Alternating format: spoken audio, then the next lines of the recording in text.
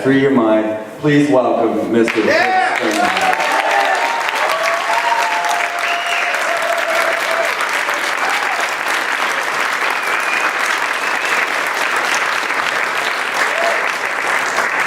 It's such a privilege to be here with you, my friends.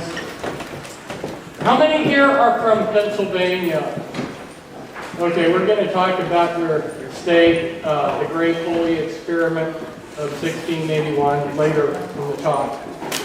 And right off at the beginning, I wanted to have us focus on Mark and the other organizers and volunteers of this, the dedication that they had, the selfless dedication, just as Mark was talking about, to the truth.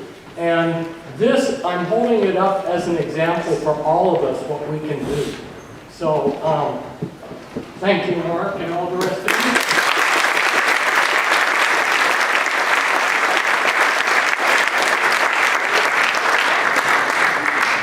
When they called me and asked if I would be a speaker, I said, what's the subject of the conference?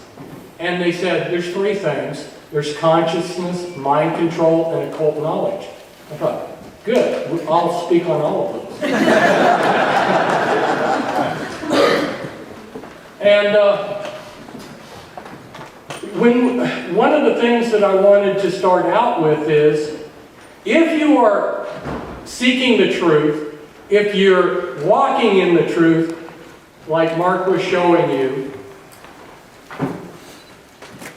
you are free. The truth will set you free. You are free and they are the slaves. I don't care if they're walking around with big egos and they're thinking that they're the masters. They're walking in darkness. They're lost. And as I worked with Illuminati members, I realized how dark their world is and how enslaved they were. And I worked for 8 years with Illuminati slaves to try to get them free. And in fact, someone from New York City, he was a doctor, after I got Cisco free, where she had alters, that's personalities, that were programmers, and we invited people from around the world to come into our house, and they could live with us, and we would give them whatever help we could. And this doctor from New York City came, and when we sat down initially with him, he had gone to therapists for 20 years and never gotten any help. And he had a double bind. See, the Illuminati programming that they do with their own children, this trauma-based mind control, creates double binds. A double bind is where there's no solution. You see no, how can I turn? What can I do? And then, of course, the only way that they want you to go is the way that they want you to go. And he said, I can't, we started talking to him about what he saw with this programming, and he said, I'm trapped. And we told him, yeah, it looks that way, but you can walk through the walls of the programming. Start walking through them. And he did. He listened to what we were saying. He walked through the wall that he thought that he never could go through, and he started laughing from the belly. I think he laughed for like 20 minutes. The sense of freedom that he got.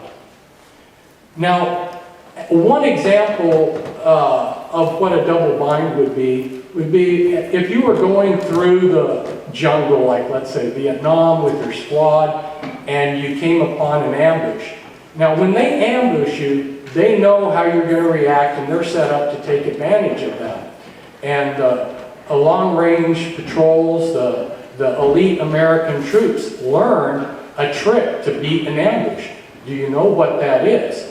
What it is when you get ambushed, you do the exact opposite of what you would think. The first reaction would be, is to fall down or to run. No, as soon as they got into an ambush, they would charge the enemy, and they would run at him, and they would overrun the enemy, which would be surprised and destroy the ambush. That's how you get through a double bind. You walk through it, okay? So don't forget that you're free and they're the slaves. We're going to talk about immortality, and we're going to talk about the Illuminati. Now, I need to clarify what the Illuminati is, because here in America, we use language in a very sloppy way, and everybody has their idea of what that word means. I think everybody knows what immortality means. I don't need to explain that. The Illuminati has been around. You know, we've been using a term in recent years, the powers that be, or I use the term the powers that should not be. And those powers have been around for a long time. There was never a point in history where the elite that were controlling us, the masters, the godlike men that ran around with their serfs and slaves, there was never a time in history where they decided, you know what, we're tired of running this world, let's just turn it over to the scum of the earth. They never did that.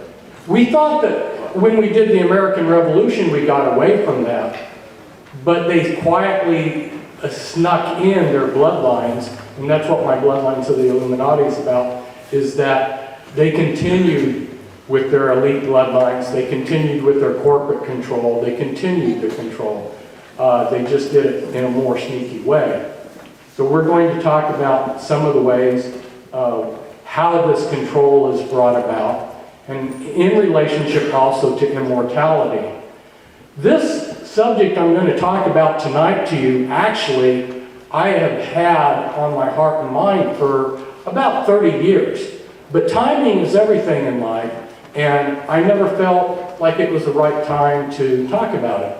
And in 1997, I came out with the book Deeper Insights, which is a sequel to my formula book on the mind control, on the trauma-based mind control, and I gave in an appendix, I gave a chapter on cloning and mind consciousness transfer, which is what we're going to talk about tonight in depth.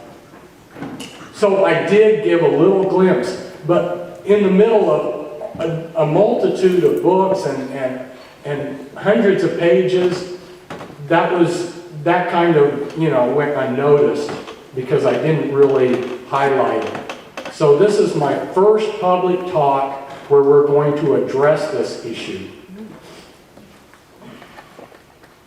It could arguably be said that immortality is the biggest secret. I know there's several big secrets that the Illuminati and the cult world have, but this might possibly be the biggest secret. And my talk today is not based on anything that the Spirit gave me or anything that somebody who was an insider gave me, which is one reason why I have hesitated to use it as a subject for a talk. And then I got a confirmation yesterday with Freeman's talk. He laid the groundwork of what I'm going to be talking about tonight, and that was confirmation. I said to myself, thank you, Spirit, for confirming that this was a good time to talk about this.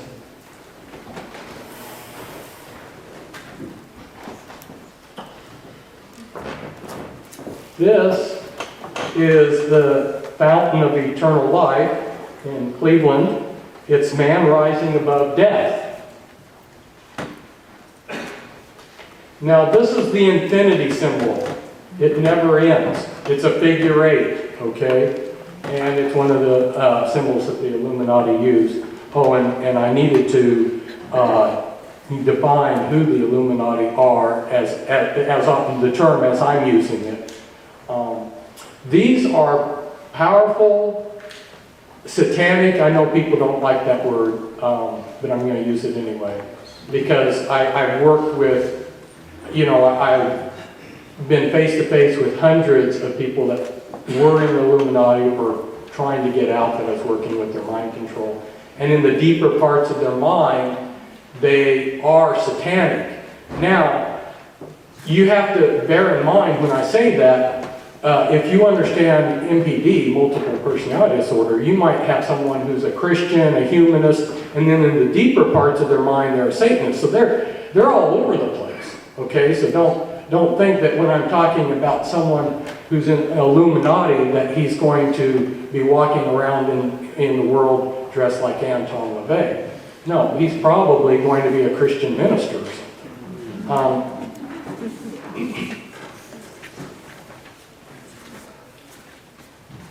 So for 6,000 years, the Illuminati, at least that long, have been on a quest for immortality. And it's my contention that they have actually found some answers. And that's what we're going to discuss tonight. You know, I intentionally picked this picture here, which is kind of blurry and a little bit surreal. It's an actual picture, but it's surreal too, because I thought that that kind of represented the subject that we're talking about. There's different ways of getting immortality. And one of them is to have a city or a river or a mountain or a planet named after you. So, Pennsylvania, you know, or Alexandria, Egypt is named after Alexander the Great, or St. Petersburg after Peter the Great. Another way is what you see here. Here they've preserved the body almost immortally. I mean, they've been able to recover the DNA from these mummies, and the DNA is intact enough that it can be used for cloning. And they have been, you may have heard in the news recently that they've talked about cloning dinosaurs and stuff like that, and raised the question, should we be doing this? Okay. Okay.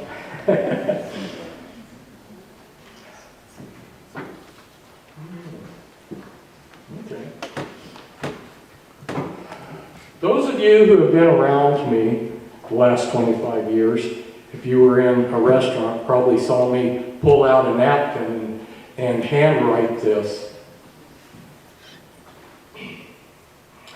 There are three words here: arcane, esoteric, and occult. Now they sound different, but they have exactly the same meaning. Arcane, esoteric, and occult mean hidden knowledge, right? Now knowledge is power.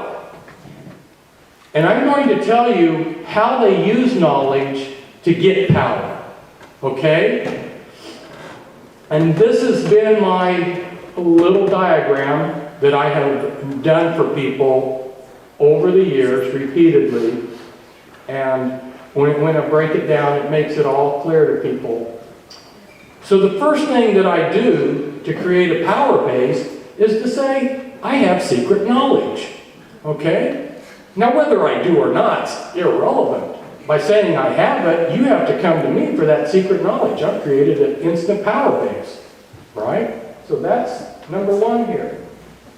And it has to be knowledge that you're really interested in. So it's especially good if it's saving Gnostic occult knowledge. Like, hey, I got the secrets of immortality, right?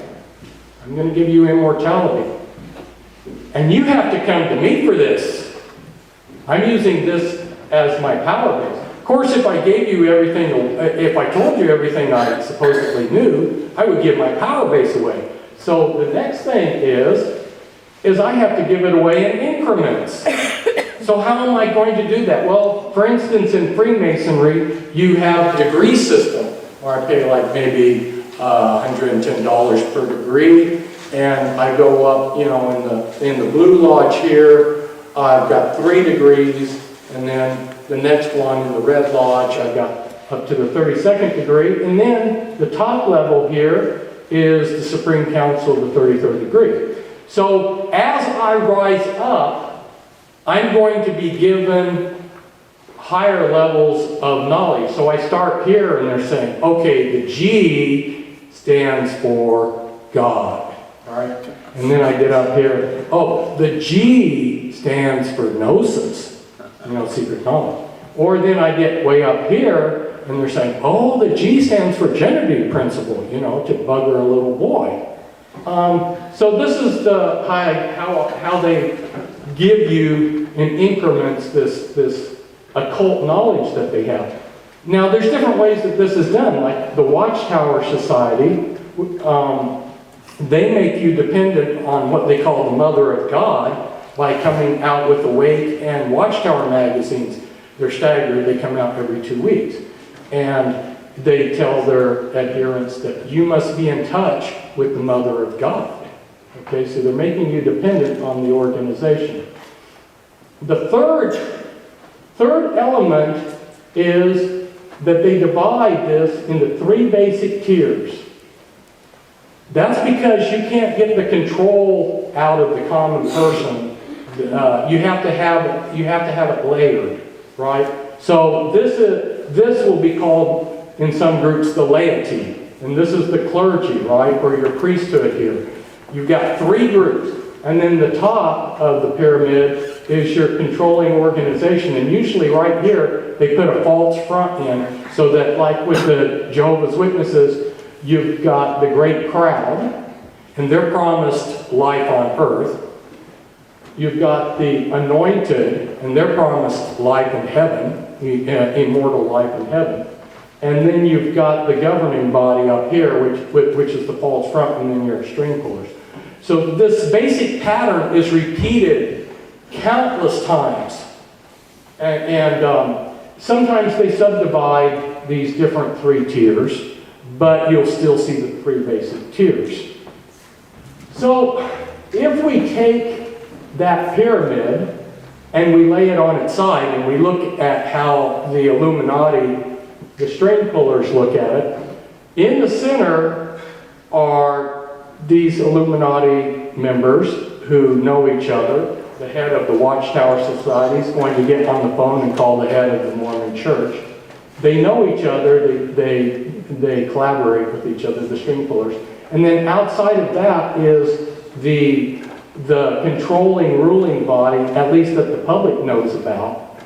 And then out here is your priesthood group, and then out here are your common people. And this is the perfect control mechanism, because right here, let's say this piece of pie here is Jehovah's Witnesses. You have them fighting the Mormons, have them fighting the Catholics, have them fighting another group, New Age group or whatever. So you divide and conquer. It's divide and conquer.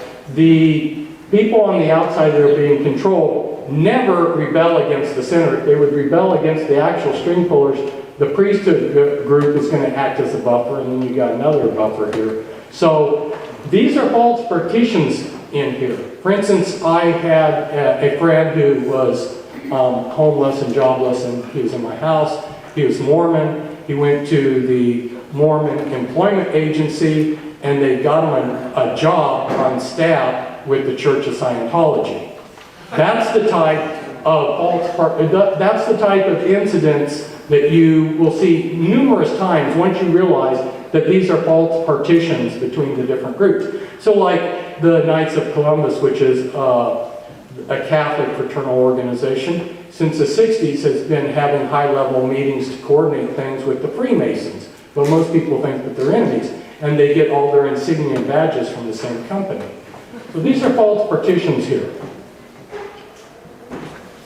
And what has been, as you might imagine, one of the best hooks for creating a religion that people are going to give their control over to you? Immortality. That has been a favorite subject. And I might interject here that, Christ said, "Verily, verily, I say unto you, all those who believe on me shall not perish but have everlasting life." And that's John 6:14. And then the most famous verse, probably most of you have heard it sometime, John 3:16. "For God so loved the world that he gave his only begotten Son, that whoever believes in him should not perish but have everlasting life." Okay, we're looking at Christ, the scriptures promising eternal life. And what would pull the rug out from Islam, from Judaism, from Christianity? What would pull the rug out from underneath those? If the Illuminati, if the power brokers could all of a sudden say, "Hey, we can give you immortality," that's going to wipe out those religions. Now, this is what I have been seeing 30 years ago up to now. I have been, and when I've introduced this to people, I haven't gotten necessarily a positive, I second that. But that's okay, because I still have not changed my view, and that is, I see these power brokers are very confident in where they're going with their agenda. And they want to bring in a world religion. And they are convinced that they can totally wipe out all the other world religions. And I ask myself, what is the thing that would unravel all these other religions? And to me, it seems like to use the idea that we can give you immortality would do it. And you have to come to our system and you have to subscribe to our system. People are impulse buyers.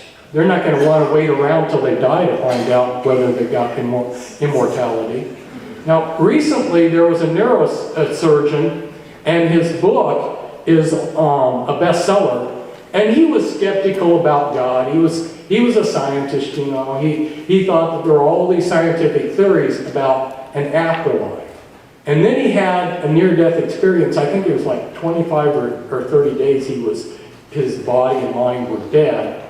And amazingly, he did come back, but he had a near-death experience where he experienced heaven. And when he came back, he realized that all these scientific explanations that he had did not hold water.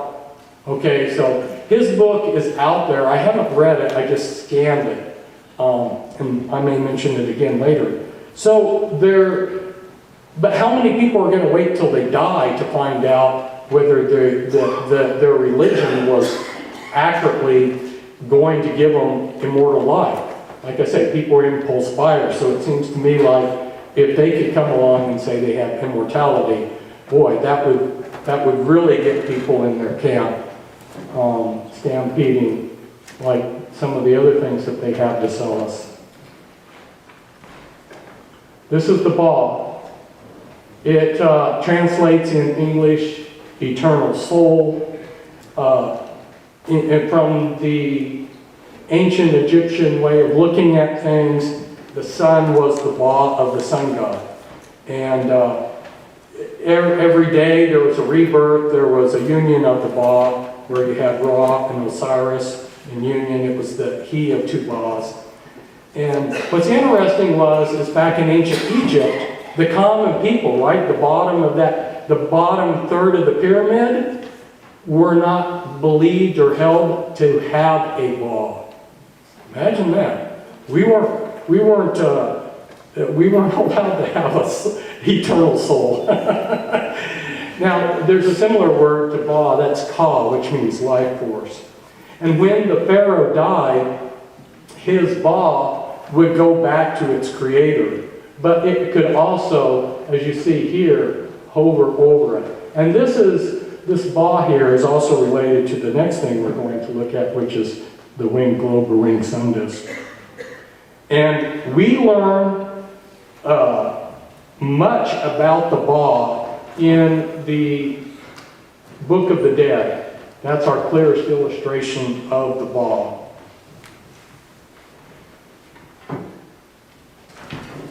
This is the winged sun disk. Charles Taze Russell, who was of an Illuminati bloodline, the Russell bloodline, he used the winged sun disks on his books. And this is one of his 7-volume series that was attributed to him that was called Study in the Scriptures.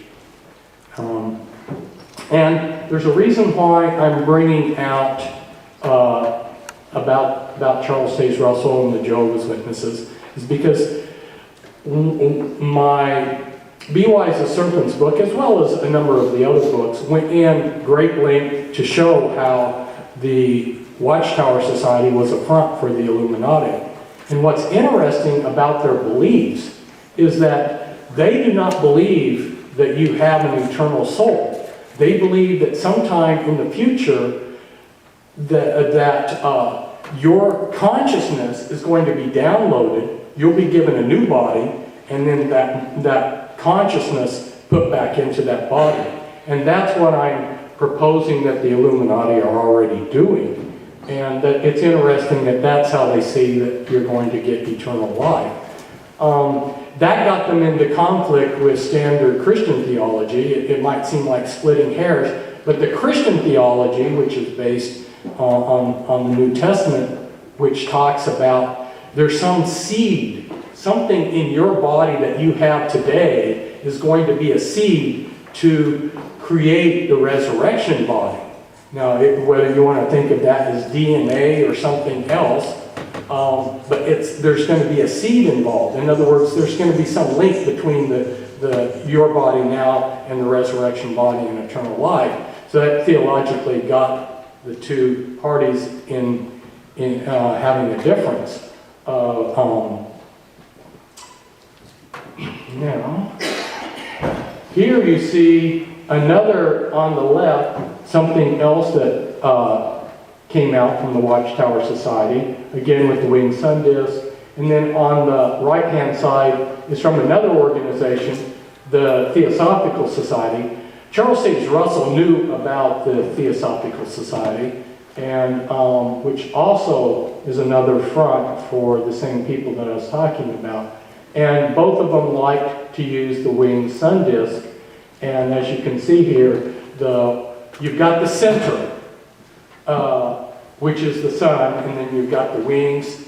And the winged sun disk has several meanings to it. And I don't want to imply that it has only one meaning, because what we had is we had the mystery religions stretching from India to the British Isles, and their priesthoods sent representatives to a grand council, which was the Illuminati. They were controlled all that way in antiquity.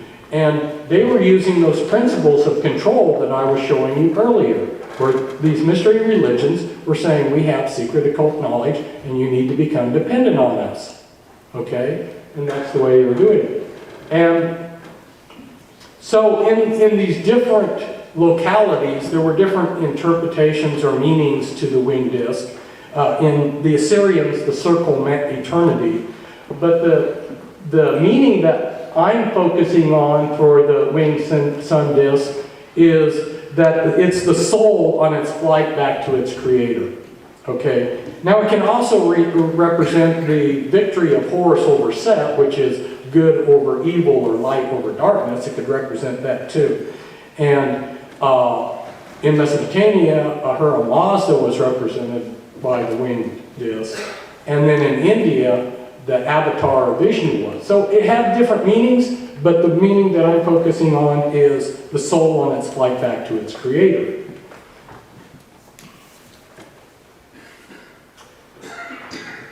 This is just as it says. It's speculated to be immortal because it's lived so long, nobody knows how long the bristlecone pine lives. And I'm going to show you some species of plants and animals that are immortal. The oldest known bristlecone pine is 4,800 years. In practical sense, I'd say that was immortal. Some jellyfish are immortal. And the Hydra, no, this isn't the Hydra, but it's this is Turritopsis Dohrnii, which is an immortal jellyfish. And you can grab this jellyfish and do whatever you want to, poke it, cut it, beat it up, turn it inside out, and the thing regenerates itself. you can't hurt this sucker. Now, this is a Hydra, and the Hydra is also immortal, and it contains stem cells capable of continuous proliferation. An endless supply of these stem cells, regenerating stem cells. And what allows it to do that? Well, it's got a FOXO gene. Interesting that they gave the name to that gene, FOX, because earlier this week at the conference, we saw that FOX could represent 666. But anyway, the FOX gene is what gives the Hydra its ability to be immortal. And what's interesting is in centenarians, people that live over 100 or 110, they have very active FOXO genes. So it's very possible that manipulation of that gene in humans to keep it active like it is in the Hydra is one of the solutions to immortality. What normally happens though for us is our stem cells decrease, become less active, and as they decrease, our muscle tone is lost and we decline. The Hydra is a predator, it's an animal, and like I was saying, immortal. Now, when I chose the topic of immortality, I was thinking, okay, well, I'm speaking to Americans, and although I'm speaking to probably an enlightened group, there may be some that still have American attitudes of there's a magic pill, magic bullet that will solve our problem. You know, microwave answers. That's what I encountered when I started working with the mind control, the trauma-based mind control, is I had people that were eager to help me, but they all flaked out on me because we didn't get microwave answers. Well, there isn't a magic pill to immortality, okay? And the way to make an analogy to tell you what we're up against is, let's say you wanted an immortal car. Well, the quality of material you use to make that car is going to determine its durability. Now, this is an Edsel. They made a durable car in the 50s, the Edsel. And it was so durable that nobody needed to buy new models and it went out of business. But now mechanics are telling me that they're making cars with the wiring. The wiring is so transitory that they know that the wiring will go bad in 2 years. So these new cars that you're buying have a lifespan of about 2 years. Yeah. Planned obsolescence. So then the care that you give your car, you know, how you house it, maintain it, the quality of the fuels and oils, is going to determine how long it stays. And then the ability to restore it if it gets damaged. So these are the kind of issues that we're looking at for people to get immortality, right? We're going to discuss these because the quality of material that can be used, that pertains to genetic manipulation, right? Well, this is Henrietta Lacks.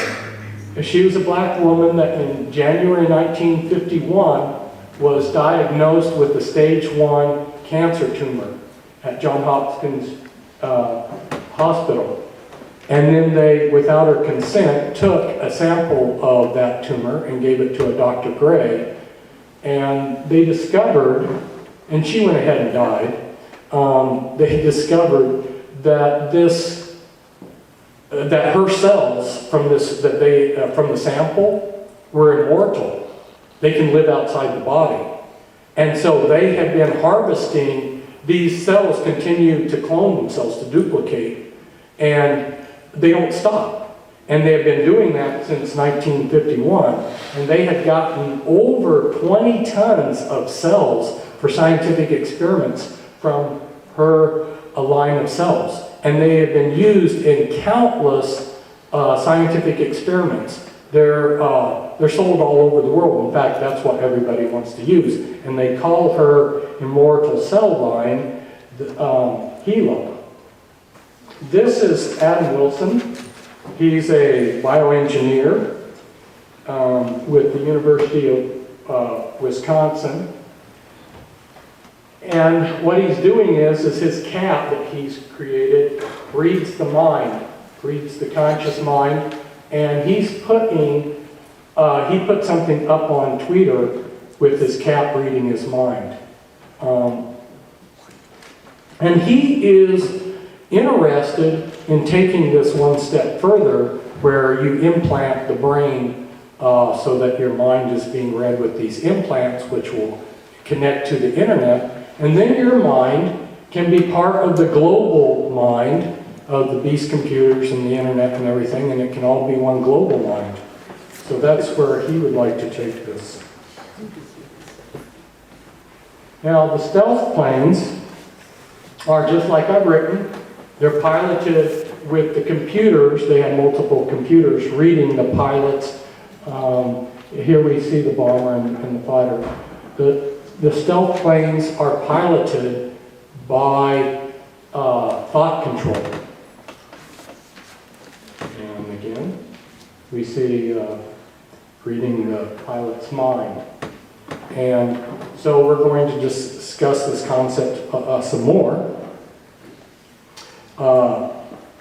The military has been doing further projects besides just this.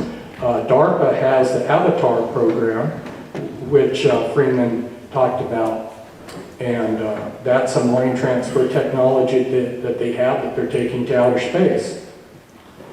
And one of the people that's involved with this research is Dmitry Itskov, and he's head of what's called the 2045 Initiative.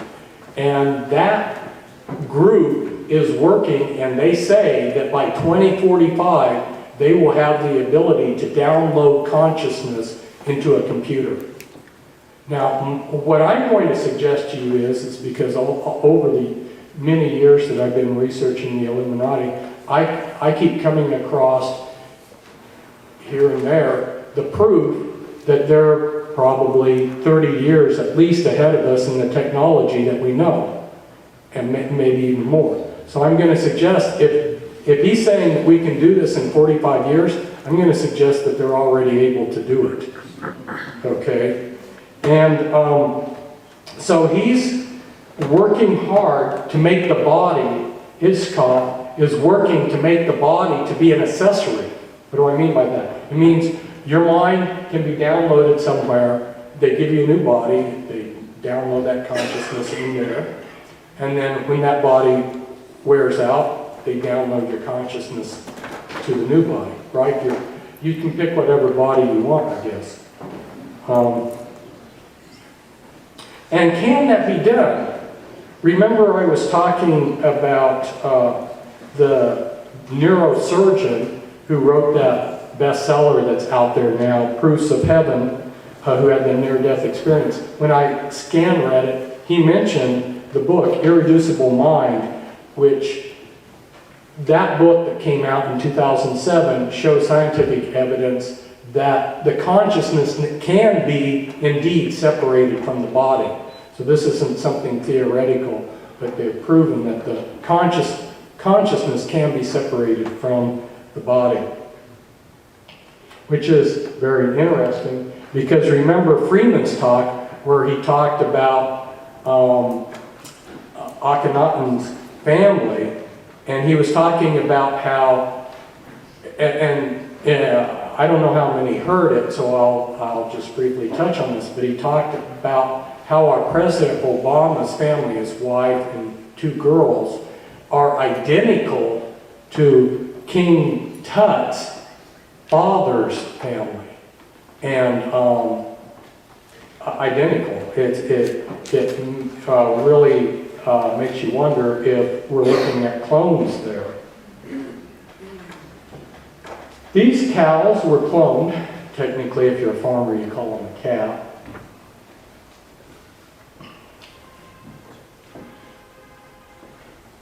And these are cloned pigs.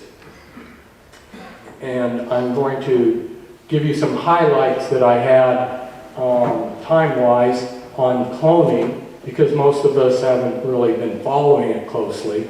In 1952, they announced that they had cloned a frog. Right? In 1970, Lord Rothschild, he recommended that the United Nations have an agency to license and control human cloning. And in 1977 was the first public announcement of someone being cloned, someone who was very wealthy, but they kept the name of this person secret. And then in 81, they announced mice had been cloned. And then in 97, they again announced that humans had been cloned. And then in 2002, they said 100 people had been cloned.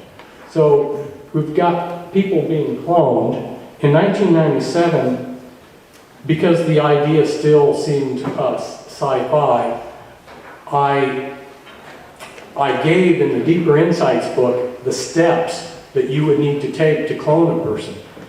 Technically, to clone a person is no more complicated than it is to clone a cow or a pig. There's a few little differences in the steps, the procedures, but as far as complications, it's just as easy. And I'm going to suggest to you that the Illuminati not only have the motive to clone and to transfer consciousness, but they have the means. And if they have the motive and means, what's that mean? It means that they're doing it. That's the way I operate, you know. A little 1 + 1 = 2 there. So here are the steps if you were to clone a person, right? I'm going to try to read through this real quick, but to give your mind a little bit of that assurance that it's just a straight technique, right? So the ovaries are going to be monitored, and the oocyte is going to be taken with some follicle fluid, and then they're going to give the donor some clomiphene citrate so that they can harvest several eggs at one time. Then they're going to incubate that oocyte till it matures, and then they're going to take some semen and centrifuge it till they get it to the proper concentration.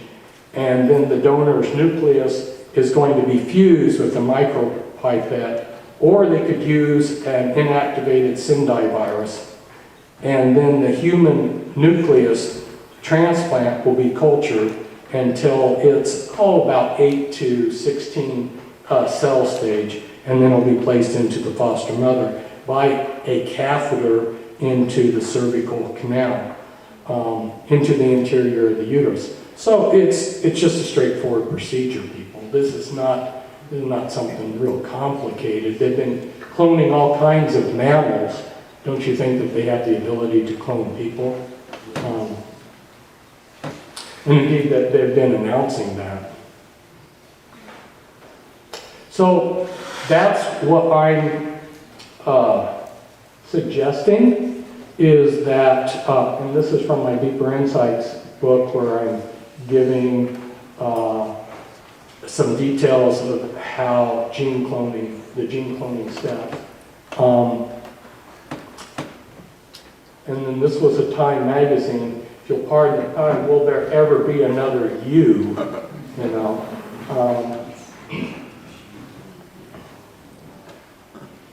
Now, these are telomeres. While we're talking about longevity, and there's actually a product B that supports telomeres, because there were, recently they made the breakthrough in discovering how they can stop telomeres from shortening.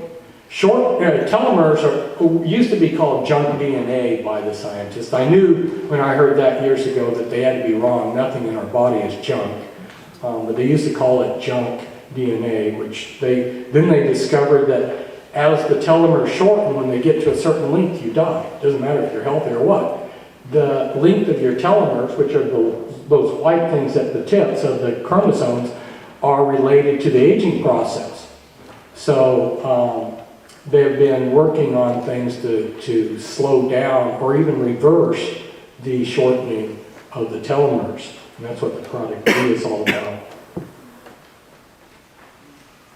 Now, Thomas Parr, he was reported to be 152 years.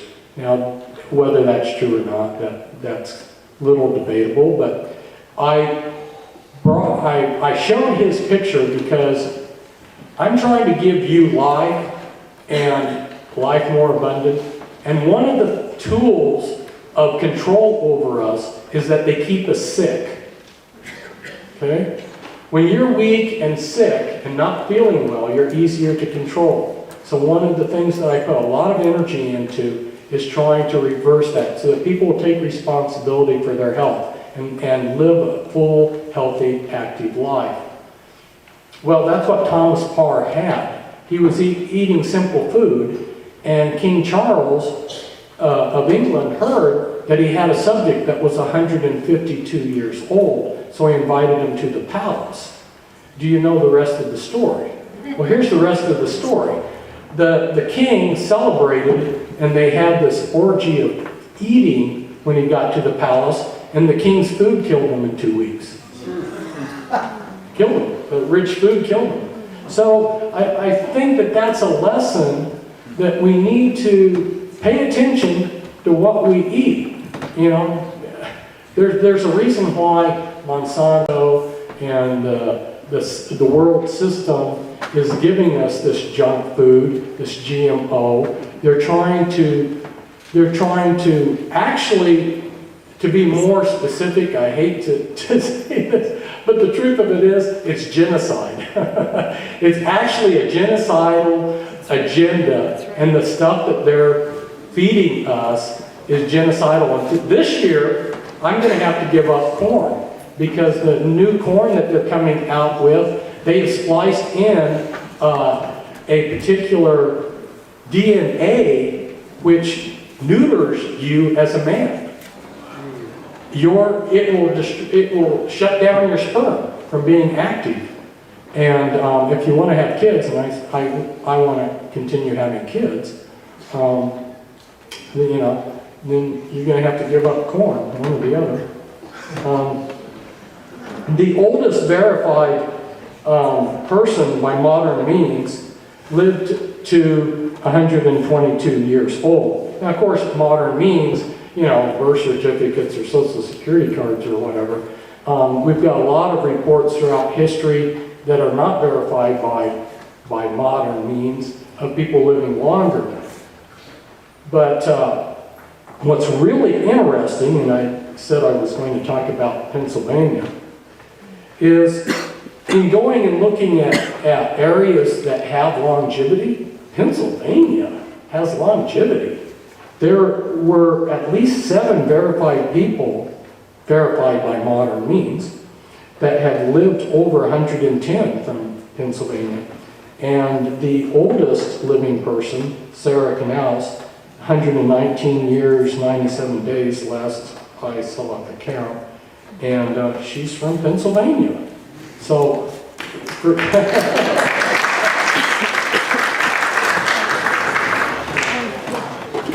over 500 Americans have lived over 110 years.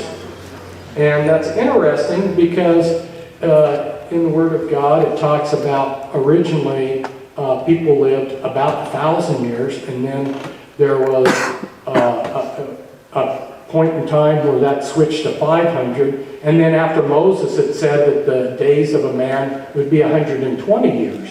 And that's pretty accurate. 120 years seems to be the limit right now. But can that be changed?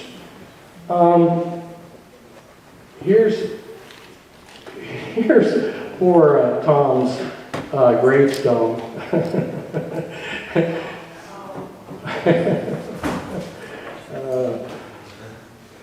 Now, the whole subject of the Illuminati and immortality, it's interesting how fiction sometimes is used by the world system to reveal a lot of truth. What they say is truth turns out to be fiction. What they're telling us is fiction. They have truth blended in. They blur the two. And so there's a book that came out, The Illuminati of Immortality, Alchemy, Dreams, and the Cybersonic Quest by Wayne Solomon. I just thought it was interesting because on the cover of it, they have like a boss or a winged sun disk on it. It just, somebody knows that the Illuminati is interested in immortality and the law and all of the rest of this. So I think we can take some clues from fiction.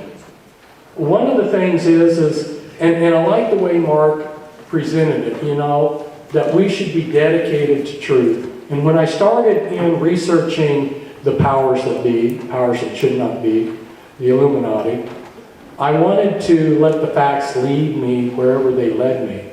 Because I believe that God is truth, and so wherever I find truth, I'm going to find God. And, there are people that say, okay, it's a Jewish conspiracy. Oh, it's a Catholic conspiracy. Well, it's beyond labels, people. It's just an evil conspiracy. But what was interesting is that I uncovered a connection that seemed to have escaped everybody, and that is I kept finding all roads led back to the small country of Scotland. Scotland, of all things. The Highlanders, it was like, man. And so when I saw this come out, where it was about the Highlander has immortality, of course it's only 400 years, but I'd say 400 years is, in practical terms, immortality. But it was very interesting, the whole series. And the whole series got involved with all kinds of occult stuff that connect in with the occult and the Illuminati.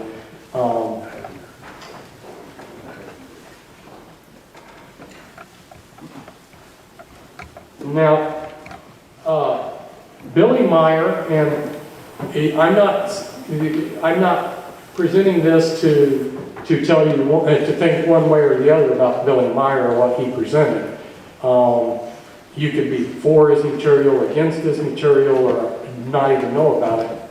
But Billy Meier, as some of you may know, came out with vast amounts of transcripts of interaction with what were originally called Pleiadians, but then later they told us, or they told him, they were telling humanity, is what I mean, is that they were Plejarens, not Pleiadians. But at any rate, they said that they lived to 1,000 years, and the way they did that was through genetic modification, and that they said humans would do the same in the future, that we would modify our genes to live to 1,000 years. What was interesting is they picked that 1,000 years, because that matched what the Bible was saying about the early people. There were 7 people that they specifically gave their ages in Genesis that lived close to, of course the longest, as you know, was Methuselah.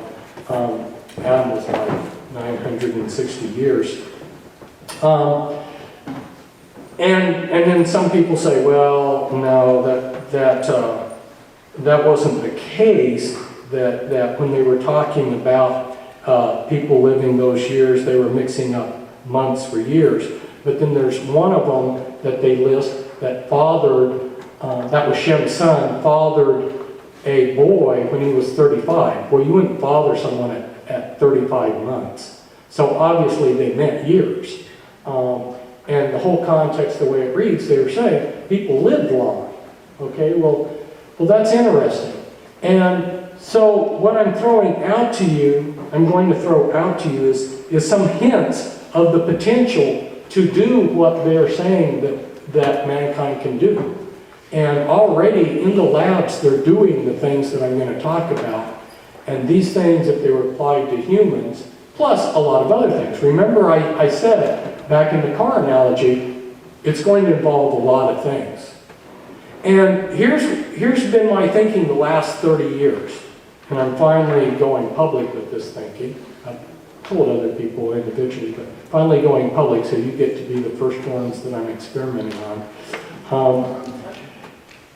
I think that whether they have true immortality or not, if all they can do is keep you alive for 400 years, that's still enough hook.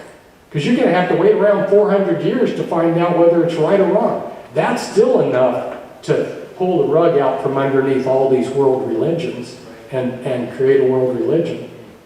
So I would expect that even if with their level of technology they can only increase your lifespan by several hundred more years, like the Highlander series, which he was 400, I think they'll still do it. You know, because they can make you dependent on their system, right? So, through genetic modification, let me just give you some hints here. These are things that have already been done in the lab, right? The FOXO gene activated to keep the number of stem cells, that regenerating stem cells prolific. That they've already done that with the FOXO gene. There's a protector SOD gene that can be strengthened to scavenge. It's the gene that scavenges free radicals, and it can be strengthened so that you're protected against free radicals. There's a gene that resets the collagen-collagenase ratio. As you get older, what happens in the humans is your ratio of collagen to collagenase gets worse. I'm assuming everybody knows what collagen is. If you don't, I should tell you right now, because a large share of your body is made up of collagen. It's what holds you together. And as you get older, past 30, your body basically quits producing it. That's why you die. All of you seriously should think about the possibilities of introducing collagen into your life to keep yourself more youthful. And then there's a controversy, can you get a good collagen? And not all collagens are going to be safe. Some of them are going to be suspicious, but I'll leave that research up to you. That's your exciting path. See, that's the thing that is so important here that I'm going to stress.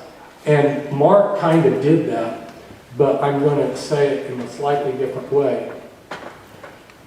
I believe that the journey seeking truth is more important than the pot of gold at the end of the search.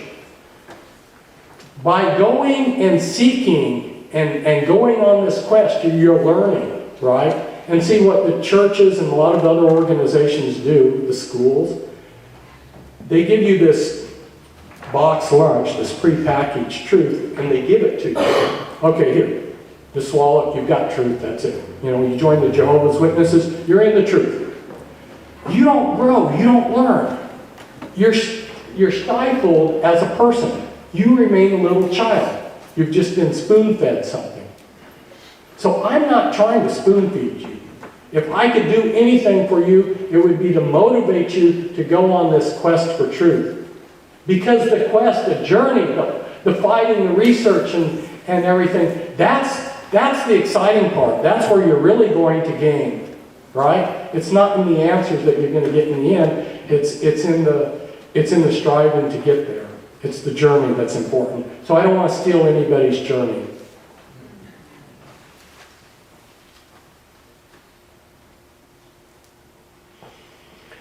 Now, Gilgamesh, I'm going to find my notes here. Probably all of you have heard about it. It was before the 22nd century. They had the saga of Gilgamesh, and what it was somebody that wanted eternal life. And now in modern times, we see that this character Gilgamesh has come into focus again. There was a movie about Gilgamesh the Immortal in 1969, and then the aliens were saying that there was Gilgamesh, and this is what they were saying about him, and that he got trapped in here. I'm not saying this is true or false, I'm just saying we have all of these hints from history and from reality that maybe some people are actually living longer than a lifespan. And I've known people that bumped into such kinds of people, and some of them have had their lives turned upside down because maybe they discovered too much. See if I can. I had a note here to remind myself of some of these people that other people have bumped into. I have personally never bumped into anybody that, in getting to know them, I could say, oh boy, this person's lived for, like the Count Saint Germain, you've heard of him, right? That he's not died. That type of situation. I don't know, anybody out here bumped into somebody like the Count Saint Germain? Well, no hands are going up. But I do know people that have. And that suggests that strongly suggests that maybe there are a few individuals, and it's my contention from the little bits and pieces that I've gathered over the last 30 years, that indeed a few individuals are being given this immortality. They are indeed taking a consciousness and putting it into a body and giving a few individuals. But I think that the vast majority of members in the occult and in the Illuminati the secret's even being withheld from them. That's why I say this may be the biggest secret.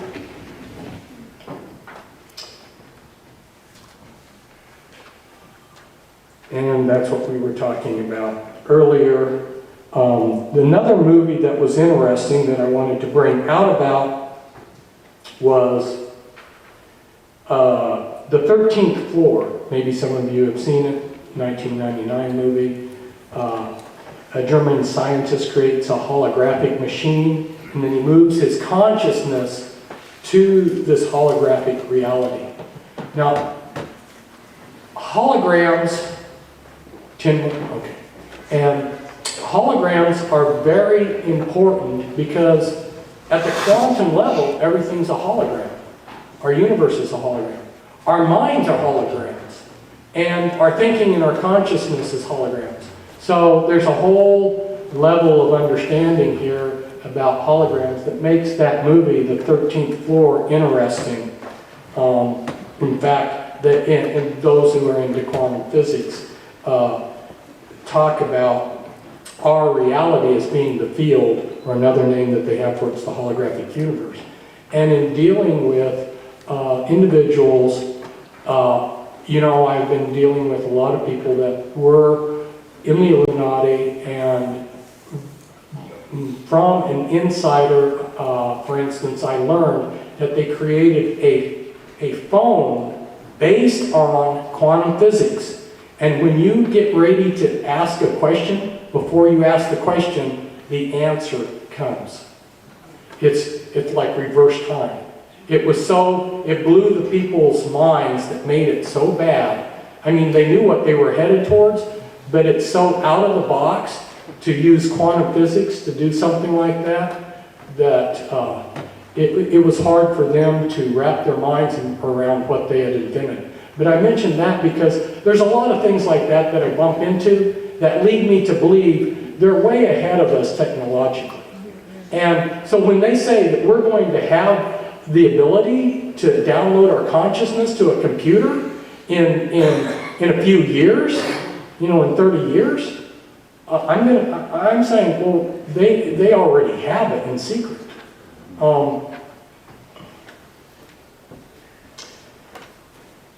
Okay, I wanted to shift gears here.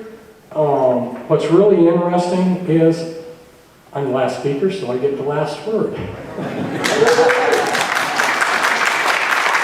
And the last word is hope, and I'm going to talk about hope. Now, I talked with Kathy O'Brien. I was just seeing if this would resonate with her, and it did. When I worked with Cisco, there were times, a large share of the time, where she could see no hope. The mind control programming was so overwhelming. The Illuminati were swarmed around us constantly. I mean, the story behind the story would take encyclopedias to write. It was a madhouse. And them coming into the house, moving next door, tag team following my car for years. It was like the movie Enemy of the State. It's wild. And anyway, she couldn't see hope in that. And I would tell her, I'd say, Cisco, you're in a dark room. You can't see the door handle. The door handle's there, but I will hold on to your hope for you. So, the Word tells us that hope is not something we see, and that's the truth. Another thing that it tells us is it tells us that hope is a virtue. Now, oftentimes, probably everybody here knows that honesty is a virtue, or thriftiness, but how often do you hear someone say that to be a man of hope or a woman of hope is to be a virtuous person? To have hope is a virtue. And out of that hope is going to come so many other things. You're not going to move forward. I've sat there in a restaurant and people didn't even know who I was. They were next door in the booth. I'm telling a story from like 20 years ago. I was surprised. They're sitting there talking about the New World Order. And then all of a sudden, on one side of the table, the couple got angry and they said, yeah, but you can't do anything about it. In the conversation, that's it. You see, to have hope is a virtue. It may not be seeable, but the ancient wisdom, I'll use that word because a lot of people get squeamish if I say scriptures or whatever, but the ancient wisdom teaches us that hope is a virtue. And on that word, I'm going to end this talk. I encourage you to go forward as you've heard today, seek truth, have hope, and enjoy being here among you.